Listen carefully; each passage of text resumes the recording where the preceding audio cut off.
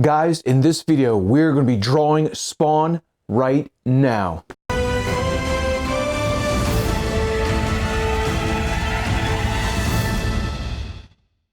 Guys, welcome back to Drawing Conversation. I am your dedicated nerd, host, and artist, Danny Fisher. And in today's video, we are all about Spawn. But before we get started, I want to thank all my subscribers. Your support means so much to me. And if you're new here, please like this video, subscribe, and turn on those notifications. And of course, go to the comment sections. Let me know how I'm doing and what characters you want to see drawn next. Now, let's get going. Today, I'm so super excited to have a guest on who is my subject matter expert on Spawn. I have known this gentleman for 27 years. Yeah, let's give away how old we are here. I want to be those old men who can like sit around and like talk about the comics. Like I wanted to be that guy who had read Fantastic Four since issue number 1, since it came out when I was a kid, and like would look up on the wall and they had all those like issue number 300, issue number 400, and I'm just like, oh, to be like part of like that kind of legacy is incredible. Then so be it. Yeah, we're going to talk about we're those old men today. It's going to happen. I have with me Shane from Cosmic Comics, who is doing some amazing stuff over there. Please check him out if you want to go deep dive on Marvel's cosmic universe. I'm talking about getting away from the Avengers, getting off of Earth, getting into space. What Marvel was all about, in my opinion, did it infinitely better than DC. That's what kind of, for me, set Marvel from DC, is so much was happening in space. Please check out Cosmic Comics. You will get a true education on what Marvel was all about in its first generation. But again, today we are talking about Spawn. Shane, brother, take us away.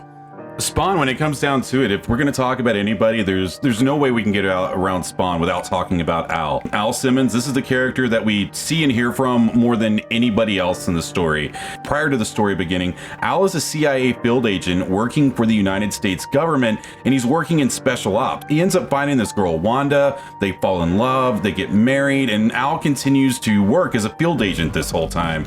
And along the way, his best friend Terry was also working in the CIA. At one point, he offers Al the chance to actually take a desk job, but Al's having fun out there killing folks, right? Doing his thing. Like, he passes on the position and he keeps working these covert jobs until he ends up failing a couple missions. And after that happens, he basically has everybody in his life mad at him. His boss, Jason Wynn, is unhappy with him at work and his job performance and having this combative attitude at work. His wife, Wanda, has just had a miscarriage, and so she's also very upset. Yeah, I know.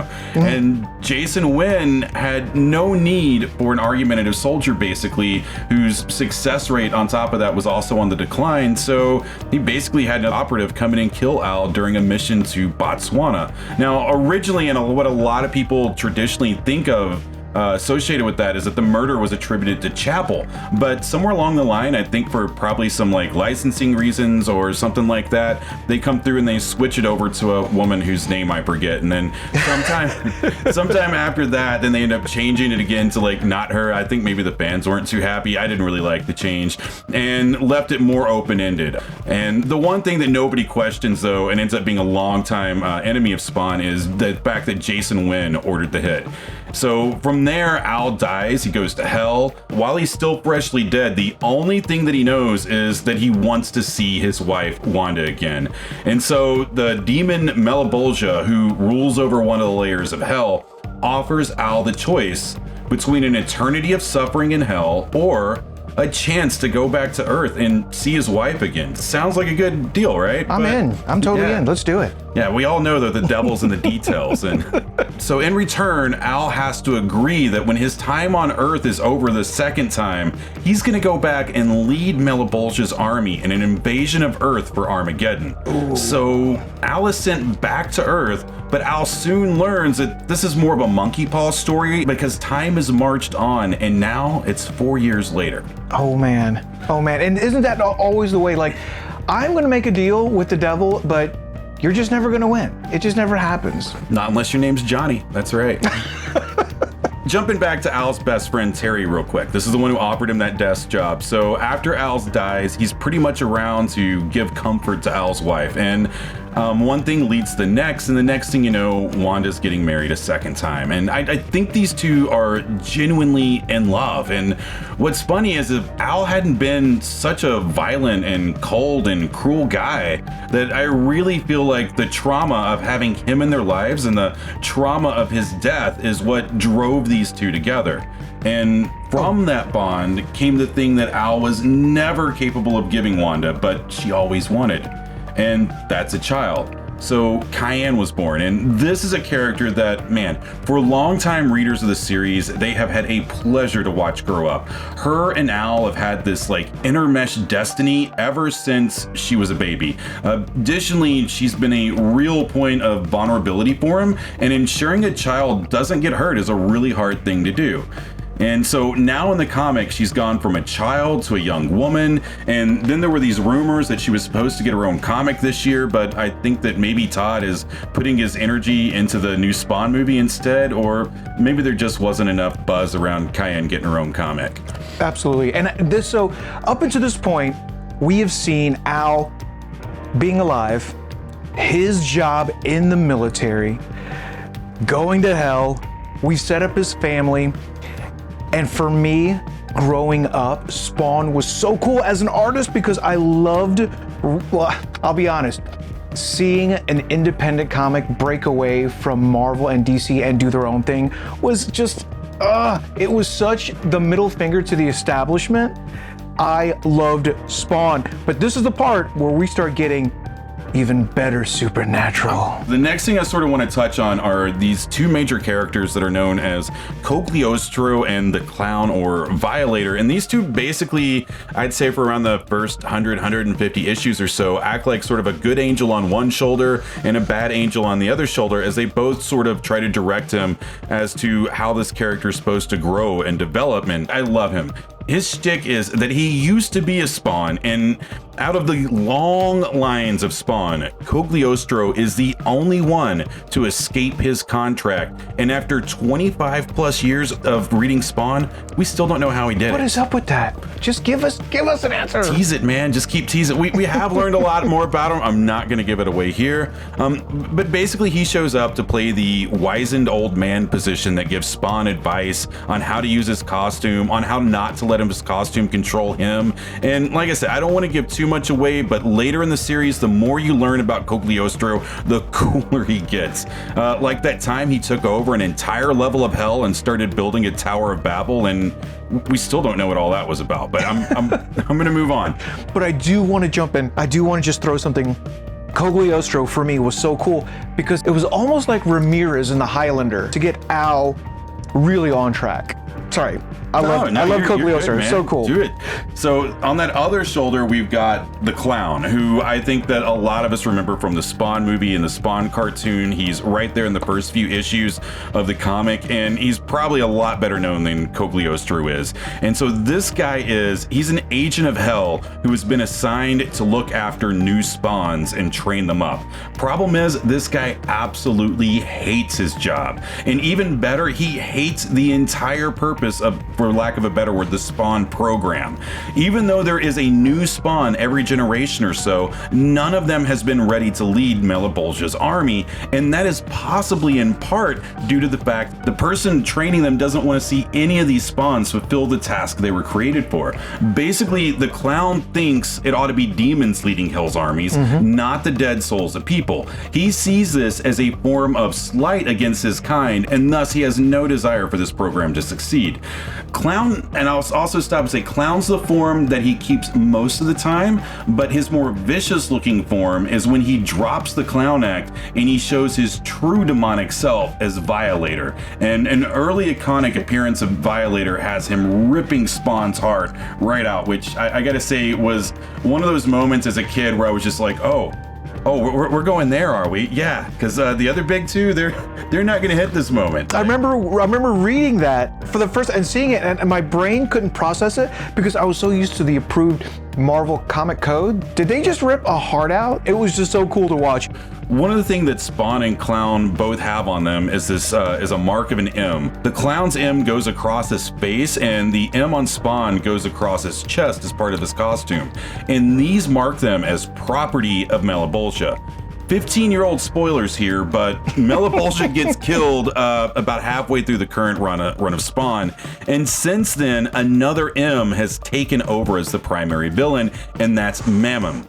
And over time, Mammon has been tied to nearly everything Spawn related. He's credited with initially giving Malebolgia the idea to create the Spawn program. He's been involved with Al Simmons' family for at least 3 generations, and he actively pushes for breeding programs between different human families to create a better Spawn. And he's sort of like this, he's almost like a spider that's got his webs out and touching a little bit of everything at this point.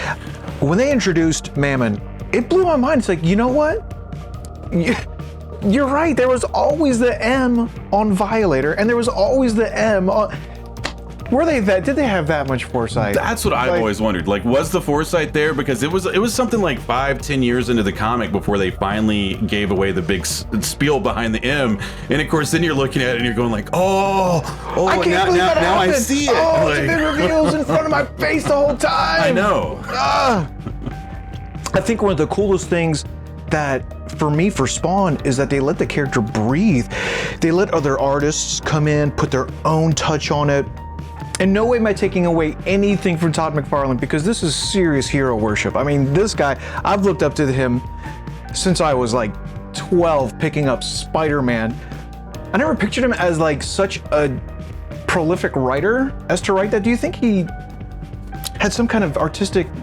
All I can tell you about Todd, though, is, and it's one of those things that I've also wondered, like, how much of this he had planned out ahead of time and how much he didn't, because part of the time it really just feels like they're running on the seat of their pants, and then other times they throw in stuff and you're just like, so did you just come up with that along the way, or did you plan that out like 15 years ago?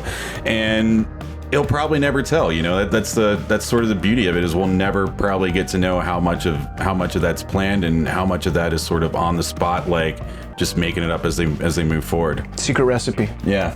So we started out with Al Simmons, and I have to say that he's only half of the Spawn combo. So the other half of that I want to touch on real quick is K7 Letha. And I don't feel like many people know this about the costume. I had no idea about this. But it's its own character within the series, named Letha of the 7th House of K, or more commonly K7 Letha. So the costume is actually a parasite that is bonded with Al Simmons. And we don't know much about Letha. We know that this version of Hellspawn is different from all the ones that have come before, and we also know that this particular demon, she did some of her own wheeling and dealing in hell to promote her own interest and eventually be attached to Al Simmons. So the full extent of Letha's motivations in this, they've barely been scratched in the series. But they're probably, me as a long-term reader, it's probably one of the things that I am most curious about as far as what's happening. Now I want to say that, so we've got K7 Letha and we've got Al. When we bring those two together, we get what's called a Spawn. When Al Simmons died and came back, he was paired up with the parasite K7 Letha, and now these two exist in a symbiotic relationship known as a Hellspawn or Spawn. And this character has now undergone countless iterations and forms, and as the longest running independent comic, Spawn's ability to weather the storm and remain a part of the cultural zeitgeist, I think, speaks for itself. Absolutely. It is at this point that we genuinely get the Hellspawn. The Spawn merged with Al, accepting his fate, knowing he's going to go out, try to make a difference, do the right thing, do the good thing at every turn with the K7 Letha. His power sets, I mean, you have the standard stuff: durability, super strength, healing factor, energy blast, energy projection. teleportation, time manipulation. I'll say that he's occasionally gained new powers, but one of the things that you find continuously throughout the series is that there's a lot of give and take there. So there's times in which Spawn basically loses all of his powers and he's incredibly weak and vulnerable, and he basically has to go into hiding and start gathering his strength back up. There's other times in which he is so powerful that he's basically a world-ending device, and we've had 2 or 3 different times now, about every 50 to 100 issues typically lead up to like some form of big, almost world-ending event that you wonder, well, I guess that's it, the end of the comic. I don't know how you do things after this, and it always just falls back to hitting a form of reset button or something like that, where typically afterwards most people don't even seem to, like, the world in general doesn't seem to remember it, but that seems to have been changing over the last 2 to 3 years in Spawn, as for the first time Al has basically come out from behind the shadows, and now he's being in your face. Like, he's on television cameras, he's making spectacle, he is using social media to his advantage, and for the first time ever he's actually out there. He's closed off the gates to heaven to hell, and he is now out there actively hunting down all of the demons and angels that are left on Earth.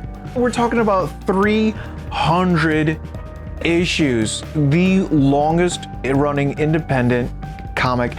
You may ask, where do I jump in? How do I get started? What would you say would be the essential reading to get on the on-ramp of getting into Spawn? What would be a good start? I think a lot of people are going to come in and tell you to start at the beginning. I'm going to tell you that's a horrible idea. Oh my God. A lot of those comics they're fun to read after the fact, but if you just start there, a lot of those comics are dated. If you really want to start out with some fun stuff that'll get you caught back up on the lore, a few years ago they put out the Satan Saga or something similar. That's a really good place to jump in at, where Al actually takes a trip back into hell. Now that Wanda has passed, he's going in there and trying to save her soul out of hell. The other one that I would jump into is The Road to 300, which is basically the year leading up to Spawn's 300th issue, because they basically took a good chunk of that year to go back through and relay out a lot of the lore, and also to sort of lay 2 or 3 more layers in on top of that. I think it's a great place to start out with if you want to get hooked in, and then from that point on you can go back and pick in on where you want to read up for them from that point on. Man, such good stuff. Shane, again, thank you so much. Guys, if you want to know more about Spawn, please run out, pick up those issues. But also, if you have a hankering for learning more about the cosmic universe of Marvel, go check out Cosmic Comics. Amazing channel. Shane, thanks again for coming out. Yeah, no problem. I want to stop and say thank you for having me on here today. I really love what you're doing over here with drawing conversations. And yeah, thanks for letting Cosmic Comics have a moment to come over here and talk to you guys. Appreciate it.